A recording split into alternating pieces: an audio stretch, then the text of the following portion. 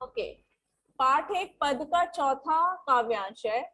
हरी है राजनीति पड़ी आए, समझी बात कहत मधुकर के, समाचार सब पाए। बेटा यहाँ पर गोपियां उद्धव से बोलती हैं कि अब हरि यानी कि अब श्री कृष्ण ने राजनीति पढ़ ली है और राजनीति पढ़कर वो अति चतुर हो गए हैं। समझी बात कहत मधुकर के, समाचार सब पाए। और अब आपकी बातों को सुनकर, आपके समाचार से जो आपने हमें दिया है उससे तो और भी ज्यादा हमें ये पक्का विश्वास हो गया है कि श्री कृष्ण अब एक अच्छे चतुर राजनीतिज्ञ बन चुके हैं। क्लियर। फिर वो कहती हैं, एक अति चतुर होते पहले ही अब गुरु ग्रंथ पढ़ाए। यहाँ पे देखना बेटा, यहाँ पे वो उद्धव को कह रही है कि हे उद्धव, आप तो पहले से ही चतुर थे, पहले से ही इतने बुद्धिमान थे, चतुर थे, और अब आप अपने गुरु श्री कृष्ण से राजनीति का ग्रंथ भी पढ़कर आ गए हैं। और जब आपने राजनीति का ग्रंथ पढ़ लिया है तो आप और भी ज्यादा चतुर हो गए हैं। क्लियर। अब वो उद्धव को भी साथ में बोलती हैं। फिर कहती है, बड़ी बुद्धि जानी जो उनकी, जोग संदेश पठाए। अब हम ये समझ चुके हैं कि श्री कृष्ण भगवान की बुद्धि बहुत ज्यादा बढ़ चुकी है, बहुत वो बुद्धिमान हो गए हैं, बहुत ज्यादा चतुर हो गए हैं, एक कुशल राजनीतिज्ञ बन गए हैं। इसीलिए उस अपनी बड़ी बुद्धि के कारण ही उन्होंने हमें योग संदेश भिजवाया है आपके हाथों। फिर कह रही हैं, उद्धव भले लोग आगे के, पर हित दौलत जाए।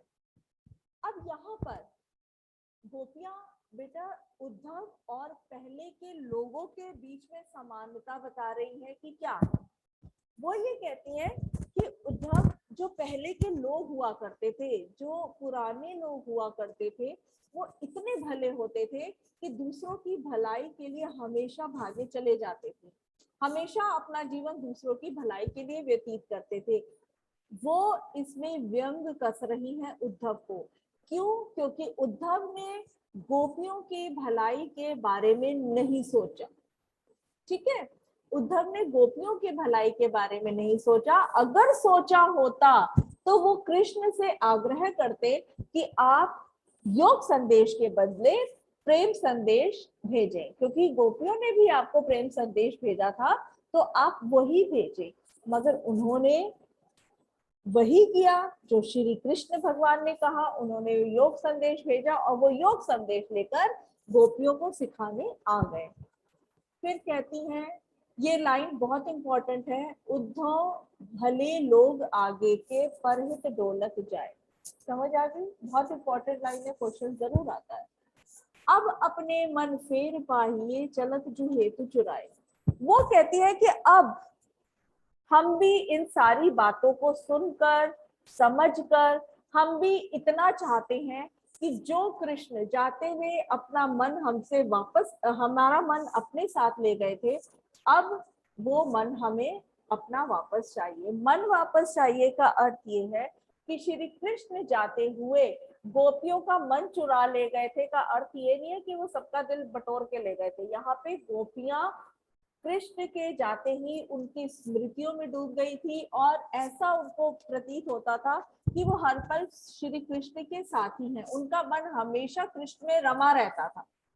तो उसी बात को वो कह रही है कि अभी तक तो हमारा मन कृष्ण में रमा रहता था, क्योंकि जाते हुए वो हमें, हमारा दिल अपने साथ ले गए थे, पर अब हम अपना दिल वापस लेना चाहती हैं, वो ये कहते हैं।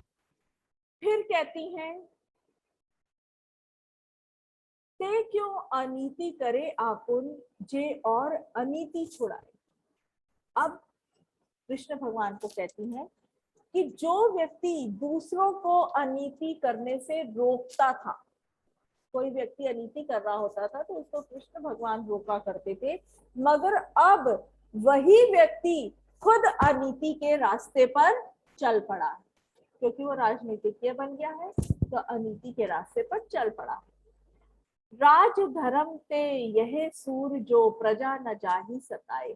ये लाइन भी बहुत इंपॉर्टेंट है, देखना बेटा।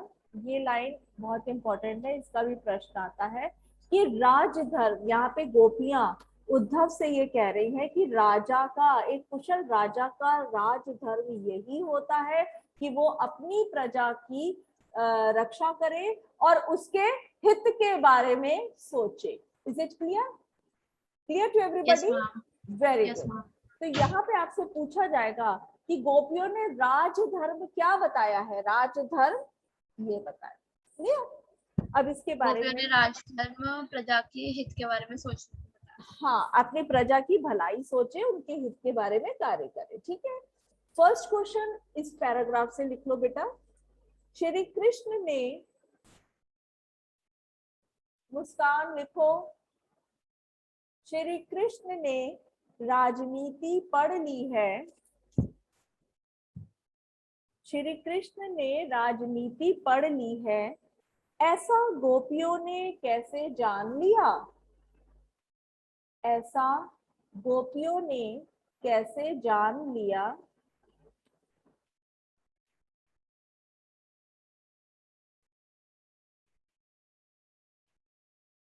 कैसे जान लिया? क्योंकि श्री कृष्ण एक राजनीतिज्ञ बन गए हैं और अवसरवादी हो गए हैं। अवसरवादी का मतलब है कि अवसर के अनुसार अपने आप को ढाल लेना।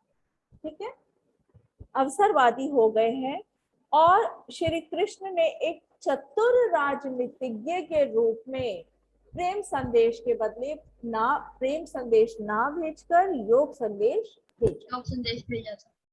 सेकंड क्वेश्चन लिखो, पद में पुराने लोगों तथा उद्धव के बीच, पद में पुराने लोगों तथा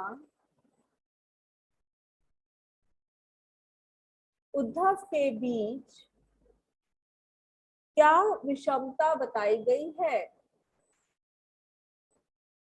वैभवी आप लिख रहे हो कि नहीं?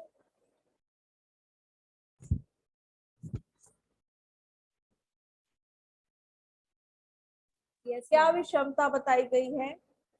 पुराने लोगों का स्वभाव, पुराने लोग दूसरों के हित के लिए घूमते फिरते थे, परंतु उद्धव ने गोपियों की चिंता नहीं की। वेरी गुड, क्योंकि पुराने लोग परोपकारी होते थे। ठीक है, पुराने लोग परोपकारी होते थे और इसीलिए दूसरों के हित के लिए डोला फिरा करते थे, मगर उद्धव ने कभी गोपियों की भलाई नहीं सोची, इसीलिए वो योग संदेश लेकर आ गए। थर्ड क्वेश्चन लिखिए, गोपियों के अनुसार सच्चा राजधर्म क्या है? गोपियों के अनुसार सच्चा राजधर्म